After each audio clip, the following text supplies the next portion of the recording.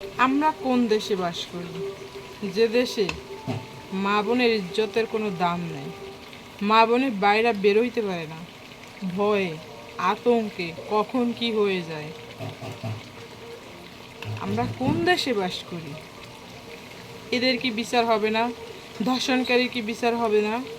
একটা বাচ্চা মেয়ে, সাধারণ একটা বাচ্চা 7 বছরের, সেই বাচ্চাটা যদি সেফ না থাকে, তা আমাদের কি অবস্থা, কি দেশের অবস্থা কি? এই রাইসার মা বাবা কত কষ্টে রাইসাকে লালন পালন করছে, এক নিমিষেই বাচ্চাটার জীবনটা শেষ করে দিয়েছে। আমরা তো মেয়েদের কোনো কি করতে পারি না, মেয়েদের মানে কোনো সেফভাবে রাখার কোনো ওই নাই। এই রাইসের মতো হাজার হাজার মায়ের কোল খালি হয়ে যাচ্ছে, তারপরও কোনো বিচার হচ্ছে না।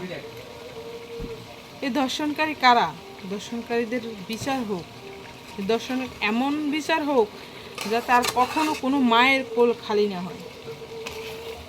এই রাইসার ভিডিও সকালবেলা দেখলাম, মনটা একটু পরিমাণে খারাপ হয়ে গেছে। আমি ভাগ্যবান মনে করি যে আমার মেয়ে নাই। মেয়ে হইলে তো রাইসার মতো হবে, রাইসার মতো এরকম অবস্থা করে রাখতে পারি। আমি 2টা ছেলের মা।